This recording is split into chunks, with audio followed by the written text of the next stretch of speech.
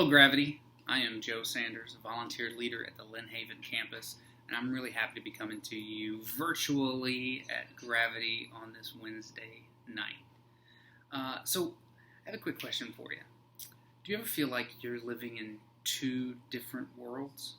Like, there's the real world outside of your house. Maybe that's school or with your sports teams or playing in a band or just hanging out with your friends in real life, at least before COVID, when you could hang out with your friends.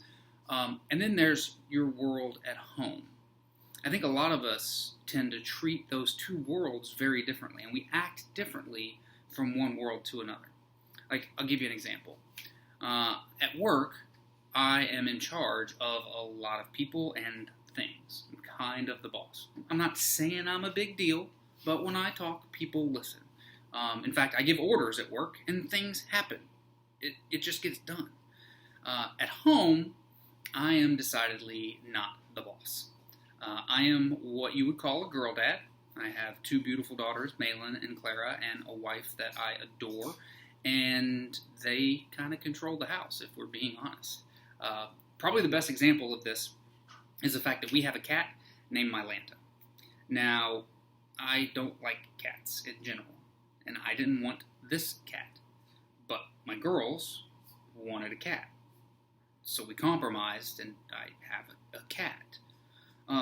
Now, before you guys decide that you're going to make a lot of fun of me and give me a lot of crap about being a girl dad and not being in charge in my own home, I would wager to say that you guys act very differently at home than you do in the other world that you occupy. I mean, think about it. Would you ever leave dirty clothes up the stairs at your friend's house for their mom to clean up? No, of course you wouldn't. But you've probably done that at your house. And I would bet that you would never speak to a coach the way you'd sometimes talk to your parents. Again, we have these two different worlds, and we treat them differently. The issue with that is that a lot of times that will end up causing tension and drama within our home. So the question is, what do we do about that tension in our house? What can we do about it? And especially when maybe we're part of the problem. And if we're being honest, a lot of times we don't know what to do about it. Right? Luckily, we can look to guidance from the Bible to help us figure out maybe some things that we could do. So I'm going to tell you a story of Joseph. Now, interesting note, I'm actually named after this Joseph. My grandfather named me after Joseph, and I'm not sure if he was trying to wish the kind of life Joseph had on me, but I love my grandfather, I love my name. Anyway, I thought it was interesting that I'm telling a story about Joseph, and that's who I was named after. But Joseph is in Genesis in the Bible, and you can read about him in Genesis chapter 37, and his story is nuts. I mean, it would make an amazing Netflix series to have the story of Joseph's life. We're not going to get into all of that today, but just know, like, he was sold into slavery and wrongfully imprisoned. Like, there was some crazy stuff going on with Joseph. And there was crazy stuff going on with his family as well. And again, you can read about a lot of it. But the key to know is that Joseph was one of 12 sons, and his dad's name was Jacob. And Joseph was very clearly the favorite son. There was no doubt that Joseph was the favorite. In fact, his dad made it so clear, you may have heard of Joseph and his Technicolor Dreamcoat, if you're a Broadway fan, or his coat of many colors, if you've ever been to, Vacation Bible Schools and probably sang that song. But his dad made him this beautiful robe that was better than any of the robes that any of his brothers had. So imagine your brother getting a brand new car for his 16th birthday while you have to share mom's minivan with her and your 4 or 5 other siblings. That's kind of what that was like. So his brothers were already pretty upset with Joseph and really upset with his father, if we're being honest. And that leads us to where we are in the story. So the robe was a big deal, and that was an issue. The other issue is that Joseph had this series of dreams. So we start reading in Genesis 37, verse 6 through 8. He, Joseph, said to them, that's his brothers, "Listen to this dream that I had. We were binding sheaves of grain out in the field, when suddenly my sheaf rose and stood upright, while your sheaves gathered around mine and bowed down to it. His brothers said to him, Do you intend to reign over us? Will you actually rule us? And they hated him all the more because of his dream and what he said. So Joseph's brothers were clearly done with Joseph. They were done with his robes and his nice things that Dad gave him, and they were done with these dreams. But Joseph had another dream. This one involved the sun, the moon, and the stars bowing down to him. So it was the same message as the first dream, but this time now even his parents are supposed to bow down to him. So what does Joseph do? He goes. He tells his dad. He tells his brothers. Now they hate him even more. Probably not the best move on Joseph's part. So now I want you to imagine the tension that has been built in this family, right?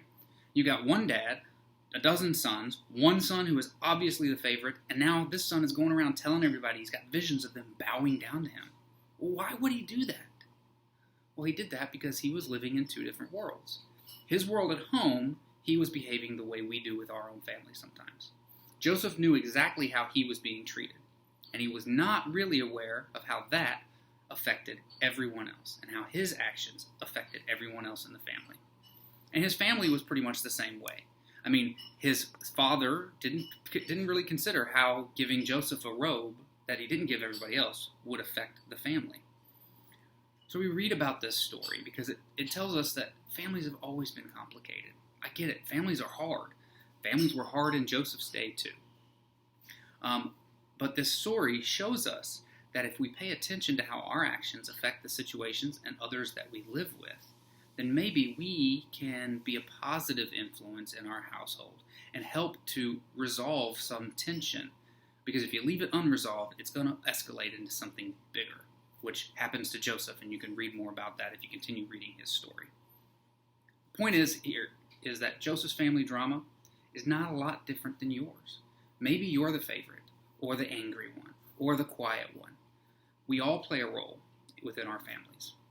And we should be paying attention to how our words and our actions contribute to the tone in our household, and how we can either make the tension worse or resolve the tension that comes out of it with the way that we act and how we treat others in our world. So you're probably asking yourself, well, where do I begin? How do I do that? Because maybe we don't know. And there's some good advice for that in the Bible as well. In the letter to Philippi that Paul wrote, he was writing to a group of people. They were a church, but they were a lot like a family, trying to figure out how to live together. And in Philippians 2, verses 3 through 8, Paul says, Do nothing out of selfish ambition or vain conceit. Rather, in humility, value others above yourselves, not looking to your own interests, but each of you to the interests of the others. In your relationships with one another, have the same mindset as Christ Jesus, who, being in the very nature God, did not consider equality with God something to be used to his own advantage. Rather, he made himself nothing by taking the very nature of a servant, being made in human likeness. And being found in appearance as a man, he humbled himself by becoming obedient to death, even death on the cross. So Paul is saying, look, Jesus sets the example. He gave up privileges that came along with being God. He deserved to be treated just as God is treated. But he didn't require people to do that.